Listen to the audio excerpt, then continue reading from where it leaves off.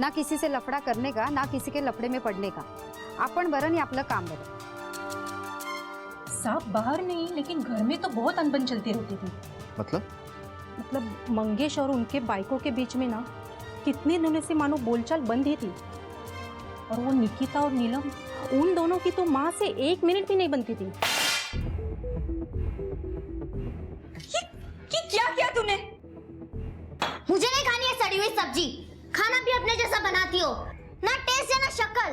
बेटा, बिना तेल मसाले के खाना खाना सेहत के लिए अच्छा होता है. हमारी सेहत का तुम कब से सोचने लगी? कुछ करना ही है ना तो अपनी शक्ल का करो. जब देखो बीमारों जैसा खाना बनाती रहती हो. ना खाने का मन करता है ना देखने का. निकिता, समझा दे इसको. देखा इसे कैसे बात कर रही है ये. तू चुप कर. आई का चमचा. मेरा बस चले तो इसका चेहरा ही ना देखूं. मेरी मजबूरी जो मैंने इसके कोख से जन्म लिया. और इन भाई बहनों के बीच में आपस में बनती थी.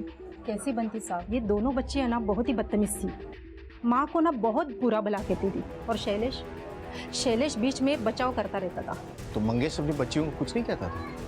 वो क्या साहब, वो तो खुद बसदा से बचता था. दोनों साथ में तो रहते थे. पति पत्नी जैसा उनके बीच कुछ नहीं था.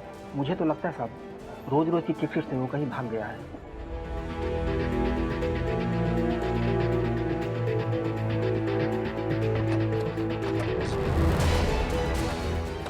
मंगेश एकदम ईमानदार, उसूल वाला आदमी था साहब. शायद इस वजह से ही उसको लोग खड़ूस समझते थे और इस वजह से ही लोगों से उसकी बनती नहीं थी. पर किसी से कोई दुश्मनी ऐसा कुछ नहीं था साहब. अच्छा, मंगेश 17 तारीख को यहाँ पर आया था क्या? नहीं साहब, वो 17 तारीख को यहाँ पे नहीं आया था. हमको लगा कि उसको बाहर का बाड़ा मिला हो. जब भी उसका बेटा हमको यहाँ पे पूछने के लिए आया तभी हमको लगा कि वो गायब है. हाँ साहब, और उसका घर पर बहुत मस्त होता था. इसके लिए वो हमेशा परेशान रहता था. बोलता था वो सगी माँ और बेटियों में बिल्कुल नहीं बनती. ऐसा लगता है जैसे जन्म जन्म की दुश्मन हो.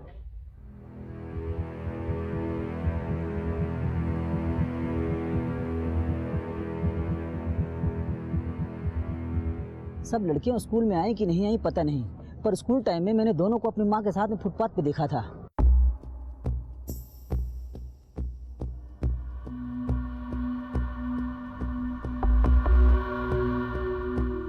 साहब देख के ऐसा लग रहा था कि सुबह उन लोगों में किसी बात को लेकर झगड़ा चल रहा है. फिर शाम को माँ आई और पूछी मेरी बच्ची कहाँ है. पूछताछ से ये बात सामने आई है कि आपके पति आपको इग्नोर किया करते थे और आपकी बेटियों से भी आपकी बनती नहीं थी. वो आपकी बेइज्जती किया करती थी. कहीं इसी वजह से आपने अपने पति और बेटियों को गायब तो नहीं कर दिया? साहब आप क्या कह रहे हैं? ये बात मानती हूँ मैं कि मेरी अपनी बेटियों से नहीं बनती थी, अनबन होती ही रहती थी. लेकिन आप ही बताइए, बाहर लोगों के सामने घर में अगर मेरी बहुत ज्यादा बेइज्जती करेंगे तो मैं कब तक चुपचाप सहती रहूंगी? कभी ना कभी कुछ तो कहूंगी ना साहब. लेकिन इसका ये मतलब नहीं है कि मैं उनके साथ. मेरी सौतेली बेटियां नहीं थी साहब, मेरी अपनी बेटियां थी. पड़ोसियों से पता चला है कि नीलम और निकिता अपने माँ की बिल्कुल भी इज्जत नहीं करती थी, इसीलिए तुम भी उन दोनों को पसंद नहीं करते थे. ये बात सच है ना? हाँ सर. और इसीलिए तुमने उन दोनों को गायब भी कर दिया? नहीं सर. हाँ सर, ये बात सच है कि मैं उन दोनों को पसंद नहीं करता हूँ, लेकिन वो दोनों मेरी बहनें हैं सर. दोनों की बदतमीजियों के लिए मैं उनको डांटता था, कई बार हाथ भी उठा देता था सर. लेकिन मैं उनको गायब क्यों करवाऊंगा सर? 18 तारीख को सुबह से शाम तक कहाँ थे तुम? सर उस दिन मैं अपने बाबा को ढूंढने में बिजी था. तो फिर ये बात हमसे छुपाई क्यों आपने कि जिस दिन निकिता और नीलम स्कूल के बाहर से गायब हुई थी उस दिन भी आप लोगों के बीच में झगड़ा हुआ था? कहीं ऐसा तो नहीं कि इसी वजह से आपने उन दोनों को भी? नहीं साहब, ये आप क्या कह रहे हैं? मैंने आपसे कोई झूठ नहीं बोला साहब. मुझे तो याद भी नहीं है कि उस दिन ऐसा कुछ हुआ था. लेकिन इसका ये मतलब नहीं है कि मैं सच बोल रही हूँ साहब. मैं ऐसा सोच भी नहीं सकती. अगर आप ऐसा नहीं सोच सकती तो फिर कौन सोच सकता है? वो कौन है जो ऐसा कर सकता है? मुझे एक अनजान नंबर से कॉल आता था. मैंने इसकी मामा को भी बोला था. आज भी उसका फोन आया था. उसका फोन पर यह कहना था कि मेरी दोनों बेटियां उसके पास हैं. अगर मैंने उससे शादी नहीं की तो वो मेरी दोनों बेटियों को मार डालेगा साहब. तो ये बात आपने पहले क्यों नहीं बताई हमें? फोन क्यों नहीं किया? मैं करने वाली थी साहब, लेकिन शैलेश घर पर नहीं था. मैंने सोचा कि वो आ जाएगा तो मैं आपको फोन करके बता दूंगी. और लेकिन उससे पहले तो आप ही घर आ गए था.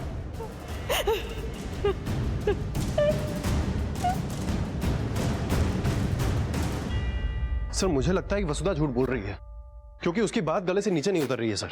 सर एक तो वो 40 साल की औरत है, 3 बच्चे की माँ है, और ऊपर से उसका चेहरा जलने की वजह से पूरी तरह बिगड़ भी चुका है। तो फिर उससे शादी करने के लिए कोई इस तरह से पागल क्यों होगा सर? शिंदे, शायद कोई ऐसा आदमी हो जिसे वसुधा के आज के हालात के बारे में पता ना हो। शायद कोई पुराना प्यार जो अब तक अटका हो, या फिर कोई ऐसा आदमी जिसे वसुधा के आज के हालात से हमदर्दी हो। एक काम करो सर, वसुधा और शैलेश के कॉल रिकॉर्ड से मोबाइल लोकेशंस निकालो, और जो देवदास है ना उसका पता करो। ठीक है सर। सर, नीलम के कॉल रिकॉर्ड्स और मोबाइल लोकेशन। ठीक।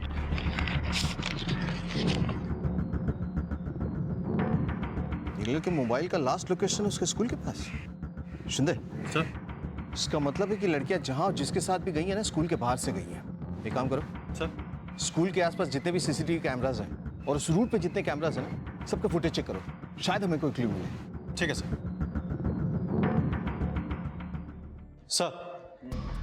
सर मैंने वसुधा और मंगेश के कॉल रिकॉर्ड्स चेक किए हैं। सर मंगेश के कॉल रिकॉर्ड से कुछ खास नहीं मिला है। 17 तारीख को उसका फोन उसके घर के आसपास ही बंद हुआ था सर, और वो अभी तक बंद है। और सर शैलेश के कॉल रिकॉर्ड से भी ये बात क्लियर है कि उसके कॉल सिर्फ फैमिली या दोस्तों तक ही सीमित है। और सर जिस दिन ये दोनों लड़कियां किडनैप हुई उस दिन भी शैलेश का फोन उसके घर के आसपास ही था सर। और वो वसुधा के रैंडम कॉल्स? सर वसुधा सच कह रही थी, उसको रैंडम कॉल्स आते थे। पता करो ये नंबर किसके नाम से और उसका लोकेशन भी पता करो। अगर वसुधा सच कह रही है तो इस नंबर के जरिए हम मंगेश, नीलम और निकिता तक पहुंच सकते हैं।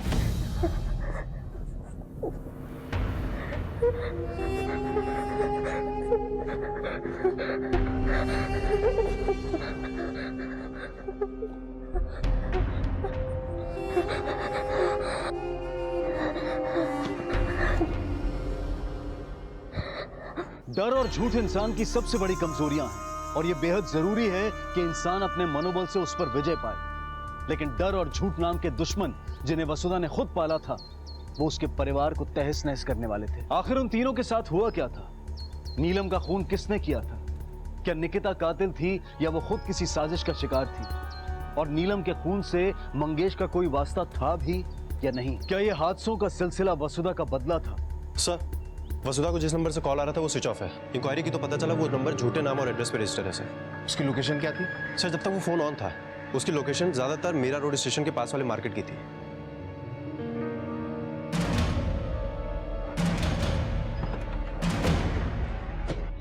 इस औरत को पहचानते हो? ध्यान से देखो, शायद देखा हो।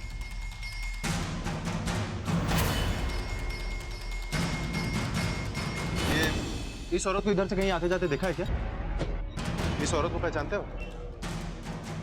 ध्यान से देखो, शायद देखा हो।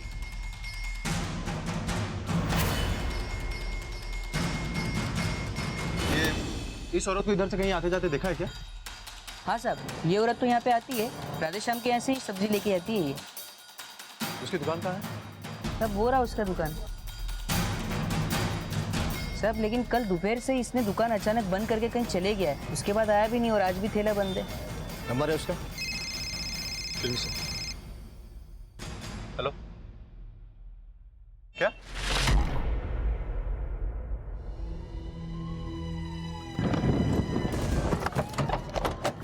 बढ़िया, आप लोग यहां से।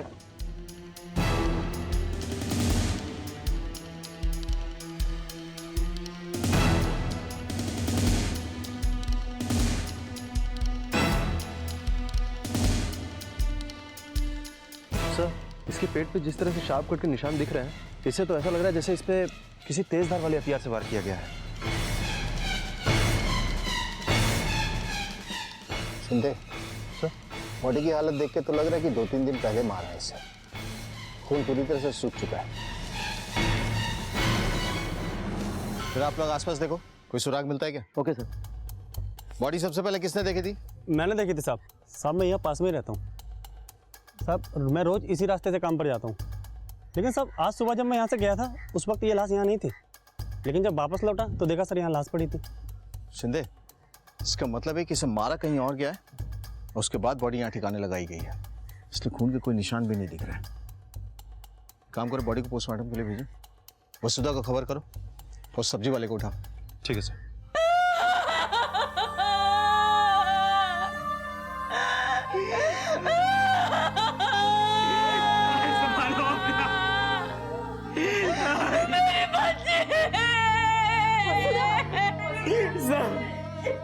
सर मैं अपनी एक बहन खो चुका हूँ सर।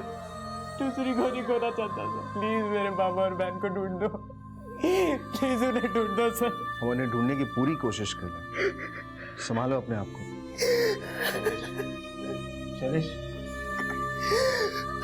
शांत हो। आप कौन है? साहब मैं मंगेश का दोस्त हूँ। हफ्ते भर से बाहर था, आज ही आया हूँ तो ये बात पता चली। सर, राधेश्याम अचानक से कहीं चला गया है। पड़ोसियों का कहना है कि शायद वो अपने गांव गया होगा, लेकिन गांव कौन सा है सर, ये किसी को पता नहीं। मतलब पॉसिबल है कि ये किडनैपिंग और मर्डर राधेश्याम ने किया। इस केस को सॉल्व करने के लिए हमें उस तक पहुंचना बहुत जरूरी है। सर, ये नीलम की पोस्टमार्टम रिपोर्ट। Thank you. हमारे इंफॉर्मेशन के मुताबिक राधेश्याम की दुकान 19 तारीख को बंद हुई थी और पोस्टमार्टम रिपोर्ट के मुताबिक नीलम की मौत 4 से 6 के बीच में 18 तारीख को 5 बजे 20 तारीख को बॉडी मिली थी। जब तक ये राधेश्याम नहीं मिल जाता ना, इस केस की गुत्थी नहीं सुलझेगी। उसकी तलाश जारी रखो। Right sir. और सर वसुधा का घर काशीमीरा गांव में, लड़कियों का स्कूल मीरा भाईंदर के शांति नगर के इलाके में। सर नीलम की लाश मिली है गोराई में। सर ये भी तो पॉसिबल है ना कि लड़कियों को इसी एरिया के बीच में कहीं रखा गया। पॉसिबल है सिद्धे। एक काम करो सर, गोराई से लेके मीरा रोड के बीच में पता करो वसुधा का कोई रिश्तेदार या नीलम का कोई दोस्त रहता है क्या? ठीक है सर। दरवाजा खोलो, अरे खोलो दरवाजा।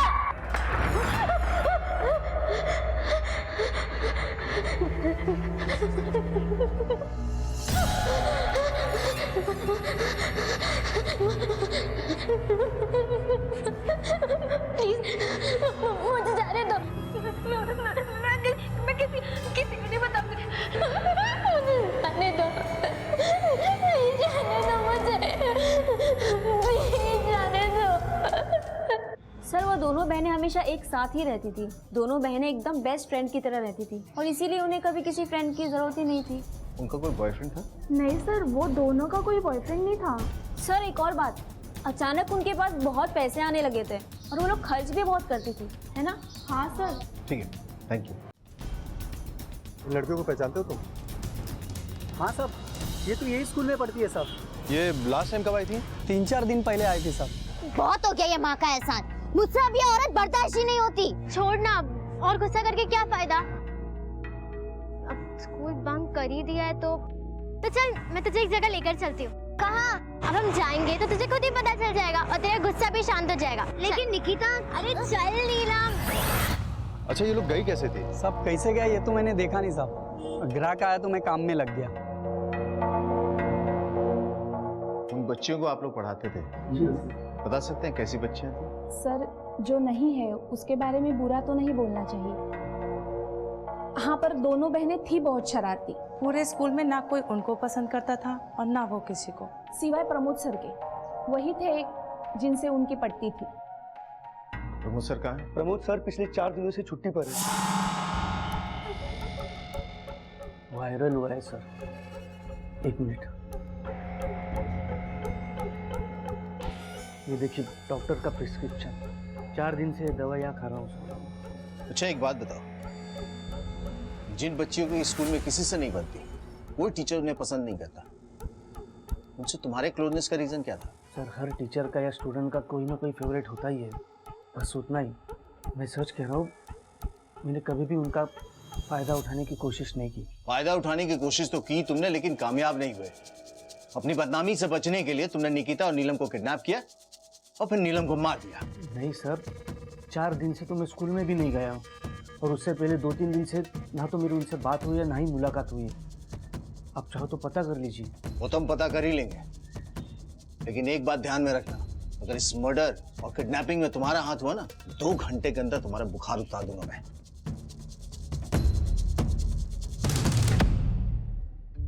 शिंदे ये सच नहीं बोल रहा है, मुझे लग रहा है कुछ ना कुछ छुपा रहा हमसे ये। सर कहीं ऐसा तो नहीं कि इस टीचर प्रमोद का नीलम के साथ अफेयर चल रहा हो, जिसकी खबर मंगेश को हो गई हो, और शायद मंगेश ने इसका विरोध किया हो, जिसकी वजह से इसने पहले मंगेश को गायब किया, फिर दोनों लड़कियों को, और शायद नीलम की जान गलती से चली गई। शिंदे भी कुछ भी कहना जल्दबाजी होगी। एक काम करो सर, इस पे नजर रखो और उसकी कुंडली निकलवाओ। ठीक है सर।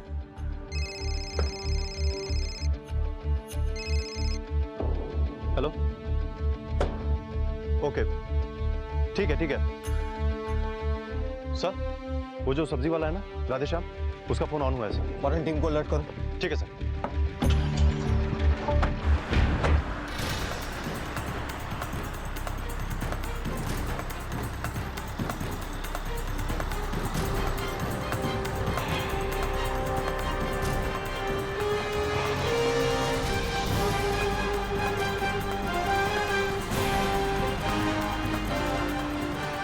राधेश्याम चल।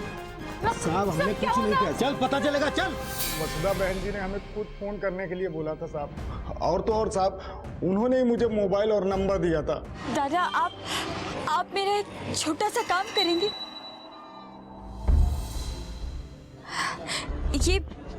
ये सिम कार्ड और ये फोन, आप इससे मुझे दिन भर मिस कॉल करते रहिएगा। पर हम क्यों देंगे मिस कॉल, और काहे देंगे? चिंता मत करिए, आप कोई गलत काम नहीं कर रहे हैं, बल्कि आप मेरी मदद ही कर रहे हैं। लेकिन बहन जी ये कैसी मदद है, और हम काहे करेंगे? जब से मेरा चेहरा जल गया है ना, मेरी तो दुनिया ही उजड़ गई है। मेरे घर वाले मुझसे बात नहीं करते, मेरे सामने आंख उठाकर भी नहीं देखता है। घर में मुझे मुंह ढक के चलना पड़ता है। अगर आप इस फोन से मिस कॉल करेंगे ना, तो शायद उन्हें लगेगा कि कोई है जो मेरी परवाह करता है, मुझे प्यार करता है। इस बहाने वो लोग मुझसे 2 बातें करेंगे, मेरा ध्यान देके आप। लेकिन बहन जी अगर कुछ गड़बड़ हो गई तो? अरे कोई गड़बड़ नहीं होगी, आप मुझ पर भरोसा रखिए। ये थोड़े से पैसे रख लीजिए, मुझे मिस कॉल कर। ठीक है, हम कर देंगे मिस कॉल। तो वसुधा के कहने पे ही तूने उन लड़कियों को उठाया ना? नहीं साहब, हमने किसी को नहीं उठाया साहब। वसुधा बहन जी का पति उनको पसंद नहीं करता था साहब, इसलिए बहुत वो परेशान रहती थी। हमें क्या मालूम कि हम उनके साथ अच्छा ही करेंगे और हम यहाँ तक पहुँच जाएंगे साहब। Excuse me sir. हेलो, क्या सर वसुधा ने अपने हाथ की नस काट ली?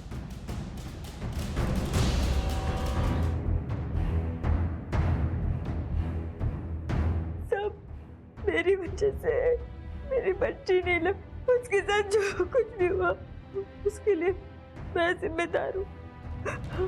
इसीलिए अपने आप को सजा देनी चाहिए, लेकिन बच गई। झूठ बोल के आपने गुनाह किया है, और उसी झूठ की वजह से हम गलत दिशा में तहकीकात करते रहे और आपकी नीलम मर गई।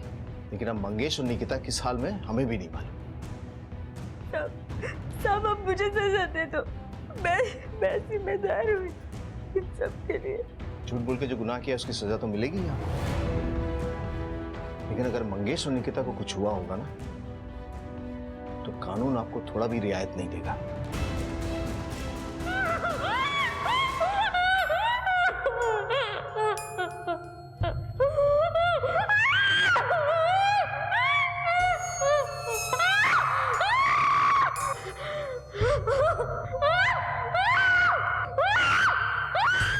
सर वसुधा ने अपने हाथ की नस काट ली, इसका मतलब कि उसके अंदर वायलेंट इंस्टिंक्ट है।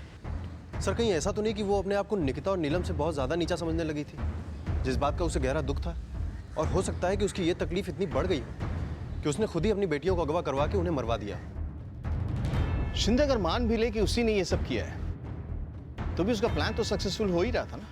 फिर उसे सुसाइड करने की या हमारे सामने कबूल करने की क्या जरूरत पड़ी?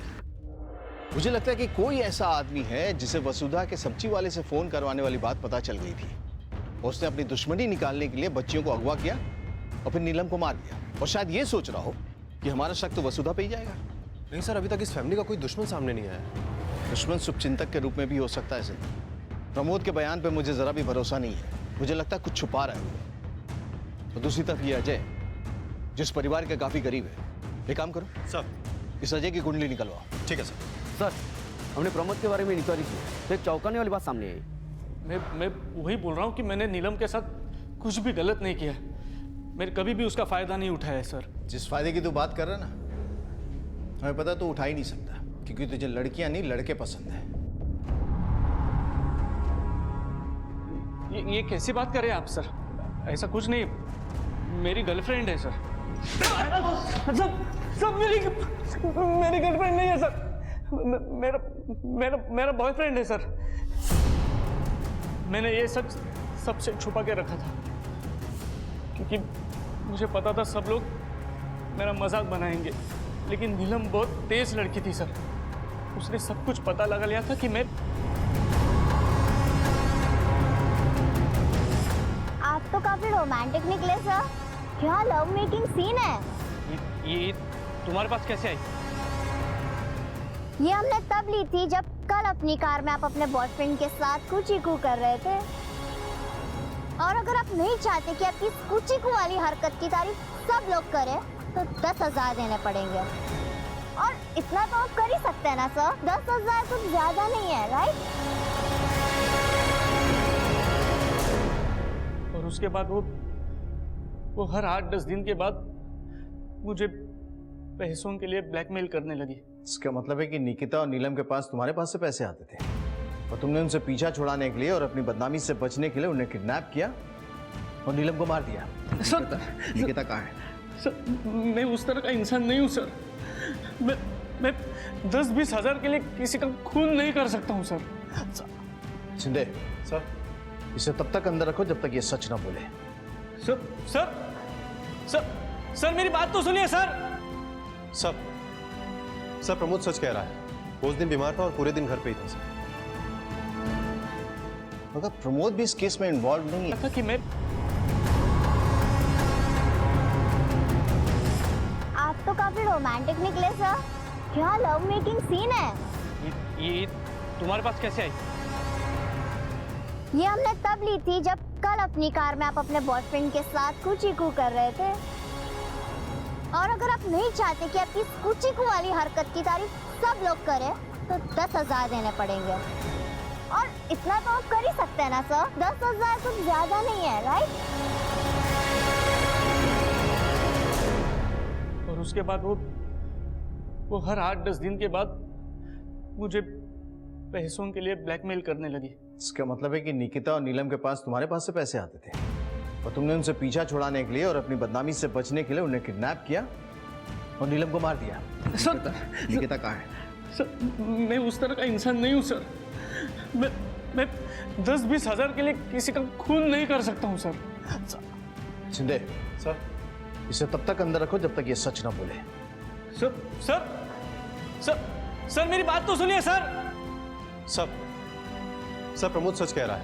वो उस दिन बीमार था और पूरे दिन घर पे ही था सर।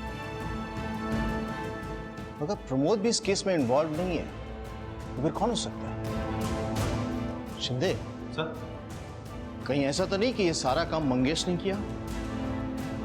क्योंकि एक दिन अचानक वो घर से गायब होता है और उसके दूसरे दिन उसकी बच्चियां निकिता और नीलम, कहीं परेशान होकर उसने तो नहीं मार दिया उन्हें? हो सकता है सर, नायगांव रेलवे ट्रैक के पास एक लड़की की लाश मिली। हमने जो नीलम और निकिता की फोटो सर्कुलेट की थी, शायद उसके मुताबिक 2 लाश निकिता की हो सकती है, क्योंकि लाश का चेहरा निकिता से मिलता है।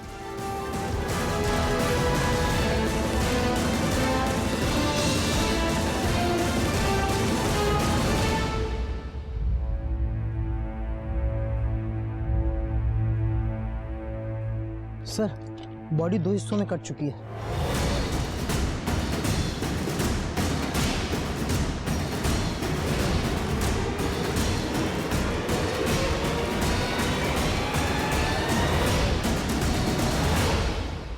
सर ये केस सुसाइड भी हो सकता है या मर्डर? शिंदे सर, जहाँ नीलम की लाश मिली थी उससे ये ट्रैक बिल्कुल अपोजिट डायरेक्शन में है, काफी दूर। Yes sir. पता करना पड़ेगा इसकी बॉडी यहाँ तक पहुंची कैसे। साहब वो नहीं हो सकती साहब। साहब हमारी बात सुनिए। निकिता, निकिता, मेरी बच्ची, मेरी बच्ची, मेरी बच्ची। वसुधा के झूठ ने पुलिस को भटका दिया था, जिसका परिणाम ये था कि आज नीलम और निकिता दोनों इस दुनिया में नहीं थी और मंगेश का कोई अता पता नहीं था। पोस्टमार्टम रिपोर्ट के अनुसार निकिता की मौत सुसाइड नहीं, कत्ल थी। उसकी मौत गला दबाने की वजह से हुई थी और उसकी बॉडी को रेलवे लाइन पर सिर्फ पुलिस को गुमराह करने के लिए डाला गया था। वसुधा, प्रमोद, शैलेश, पुलिस की इन सब पर नजर थी। तो आखिर इन घटनाओं को अंजाम कौन दे रहा था? सर, अजय के बारे में इंक्वायरी करने पर पता चला है कि अजय वसुधा के काफी क्लोज है और उससे हमदर्दी भी रखता है सर। इसीलिए अजय ने कई बार मंगेश को अपनी दोनों बेटियों को सुधारने के लिए कहा, और ये बात दोनों लड़कियों को बुरी भी लगती थी। इसीलिए इन दोनों लड़कियों का अजय से झगड़ा भी होता था सर। एक बार तो ये दोनों बहनें अजय के घर चली गई और सबके सामने उसे बेइज्जत भी किया सर। बात यहाँ तक बढ़ गई कि नीलम ने अजय को एक थप्पड़ भी मार दिया। सर कहीं ऐसा तो नहीं कि अपनी बेइज्जती का बदला लेने के लिए अजय ने पहले इन दोनों बहनों को गायब किया हो और उसके बाद मार दिया? शिंदे, ये नौबत इसलिए भी आ सकती है क्योंकि अजय और वसुधा के बीच में कुछ चल रहा था जिसकी जानकारी बच्चियों को थी, और उन्होंने अपने बाबा मंगेश को ये बात बता दी। इसलिए अजय और वसुधा ने मिलकर प्लानिंग की और पहले मंगेश, उसके बाद बच्चियों को गायब कर दिया। बच्चियों की लाश तो मिल गई है, कहीं ऐसा तो नहीं कि मंगेश को भी इन लोगों ने मार दिया? ऐसी गंदी बात मैं सोच भी नहीं सकता हूँ। दोस्त हूँ मंगेश का, वसुधा को भाभी मानता हूँ, मैं अपने परिवार की तरह समझता हूँ उन्हें। इसीलिए तूने मंगेश को लोन दिया था ना ऑटो खरीदने के लिए, जिसके पैसे तूने अभी तक नहीं मांगे? साहब वो दोस्त है मेरा, आज नहीं तो कल दे देगा ना, इसमें क्या है? इसमें यह है कि तूने वो लोन वसुधा की वजह से उसे दिया था और उसकी लड़कियों ने तेरी प्लानिंग फेल कर दी। इसीलिए तूने उन्हें पहले किडनैप किया, उसके बाद लड़कियों को मार दिया। जिंदा है, मार दिया उसे भी। अरे साहब मैंने किसी को नहीं मारा है, मैं अपने दोस्त के साथ ऐसा क्यों करूंगा? गलत रिश्तों की वजह से अक्सर दोस्त दोस्त का दुश्मन हो जाता है, तो तूने भी इसीलिए किया ना सब? नहीं साहब, वसुधा भाभी है मेरी, मैं ऐसा नहीं सोच सकता हूँ साहब। अगर तू ऐसा नहीं सोच सकता फिर किसने सोचा? वसुधा ने या शैलेश ने? क्या बात कर रहे हैं साहब, दोनों बहुत भले लोग हैं। सर मंगेश अपने घर आ गए हैं। क्या? अब तक कहाँ थे तुम? साहब मैं राजस्थान गया था। वहां किस लिए गए थे? वसुधा का चेहरा जब से बिगड़ गया है, उसके साथ रहना बहुत मुश्किल हो गया था। हमारे बीच में पति पत्नी जैसा कुछ भी नहीं था, लेकिन उस दिन जब मुझे पता चला कि उसको किसी अनजान नंबर से मिस कॉल आ रहा है, मुझे बहुत बुरा लगा साहब। खुद की घिन आने लगी साहब। मुझे लगा मैं उसके साथ बहुत गलत कर रहा हूँ। मैं उसको देखता नहीं, इसीलिए कोई उसे तंग कर रहा है, पर मैं था जो अपना पति धर्म निभाने से भागता रहा साहब, इसीलिए उसे छोड़कर भाग गया। लेकिन जब पेपर में नीलिमा और निकिता के बारे में पढ़ा तो मुझसे रह नहीं गया साहब, मुझसे रह नहीं गया साहब। मैं वापस चला आया साहब, मैं वापस। कहीं ऐसा तो नहीं इन्हीं सब कारणों की वजह से वसुधा के अंदर इतना गुस्सा भर गया कि उसने ही अपनी बेटियों को मार दिया?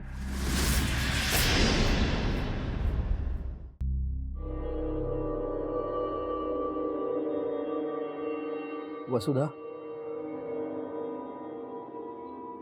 क्या तुमने हमारी बेटियों को मारा?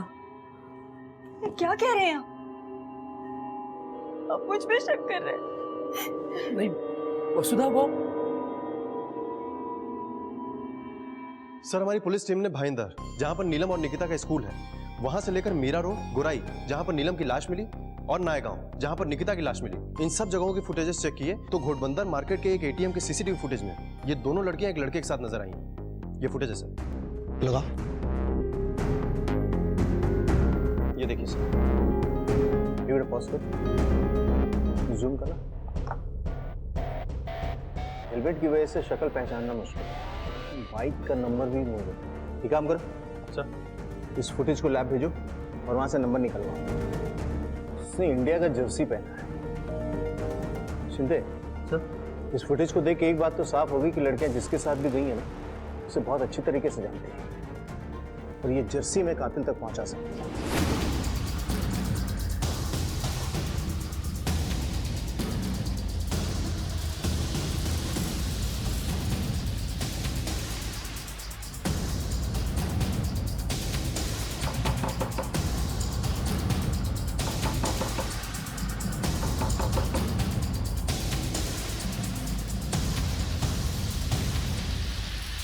सच है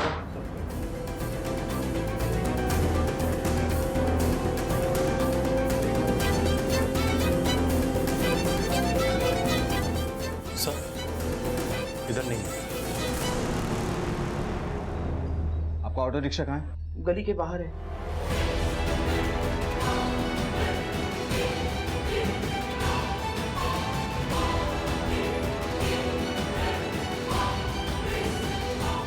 सर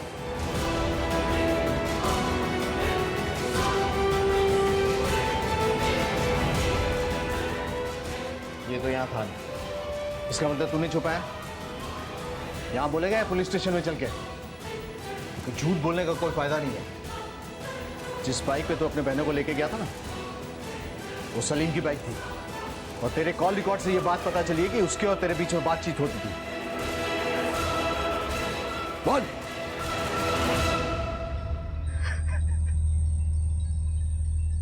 हाँ सर, मैंने इन दोनों को मारा है।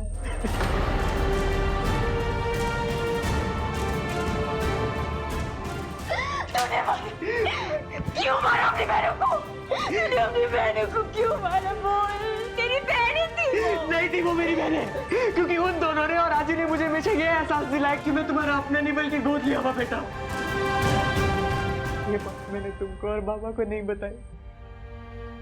लोग मेरा मजाक बनाते थे, मुझे ये एहसास दिलाती थी कि अपना अपना होता है, पराया पराया।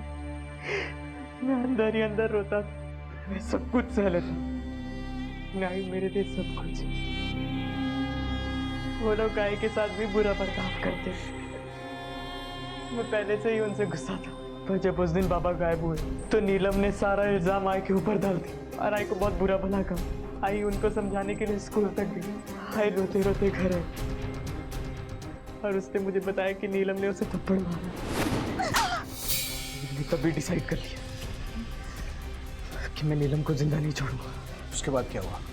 उसके बाद मैंने निकिता को झूठ कहा कि बाबा वापस आ गए और उन दोनों को बुला रहे हैं, हमको उन्हें मनाने जाना पड़ेगा। नीलम को मारने के बाद मैंने निकिता को समझाने की बहुत कोशिश की, पर वो मेरी बात ही नहीं सुन रही थी, इसलिए मैंने 3 दिन बाद उसको भी मार दिया। तेरे आने के बाद मेरे घर में खुशी आई थी। तेरे घर में आने के बाद ही मैं माँ बनी और तूने ही मेरा घर उजाड़ कर रख दिया। मेरे बच्चे कभी वापस नहीं आ सकते। ले चलो इसे।